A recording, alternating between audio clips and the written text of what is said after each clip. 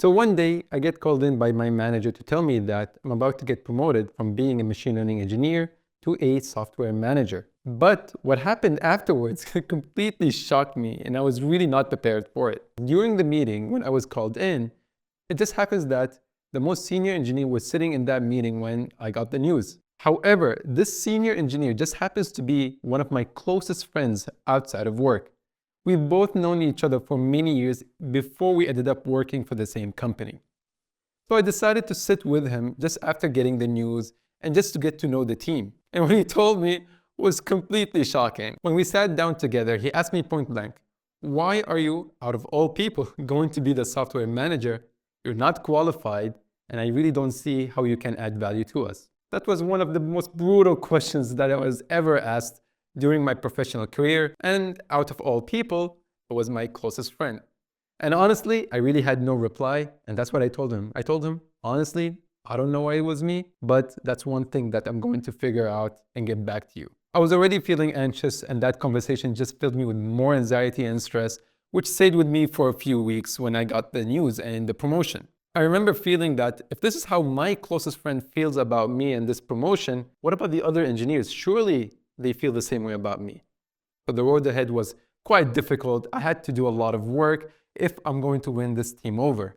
Remember, I did not have the technical expertise to manage this team, let alone managerial experience, because I just managed 3 or 4 engineers at the time, and now I'm about to manage 26 engineers. So I quickly set out to meet the team and the more senior engineers. I wanted to understand how can I support them, what are some of the issues that need immediate fixing right now, and overall to understand their work and where I can add value. And after sitting with a lot of them, I understood that there are 2 major concerns that I really need to fix immediately. Number one is that the most senior engineers were taking up a lot of workload on their shoulders just because they felt like they couldn't trust other engineers and they were being held accountable to deliver these projects. Now, obviously, that kind of load is not sustainable. No one company can just rely on 1 or 2 engineers forever. So I had to ensure the whole team has to perform up to that level if we're going to be a very solid team that can deliver any project regardless of how many of those superstar engineers do we have in the team. And by doing that, I can relieve them of some of the stress and help them trust their team members. The second thing was checking up on them very frequently. As a manager, my vision was, am I going to be the technical manager who's going to lead the team from a technical point of view by coding? Or am I going to be the technical manager, but more through the team themselves rather than me being the individual contributor?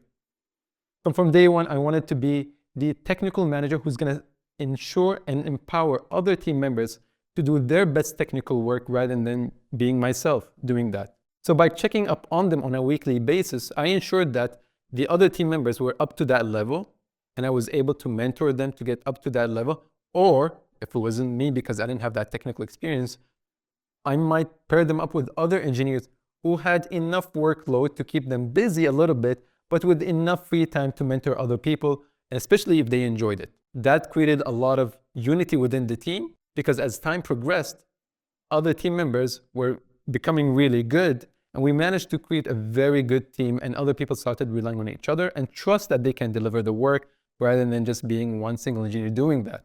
And finally, the last thing that I did was throughout, especially during my first 30 days, I was there in every tough conversation, in every project planning session. A lot of the engineers felt like they needed that mentorship and guidance and support, most importantly, especially during high stakes discussions when we talk about a new project or delivering a very critical project. And I'm happy to report that after 60 days of being a manager, the most senior engineer, who happens to be one of my closest friends, told me, hey, you did not turn out to be that bad after all. And I was able to win over him and the rest of the team. And yeah, as they say, the rest is history.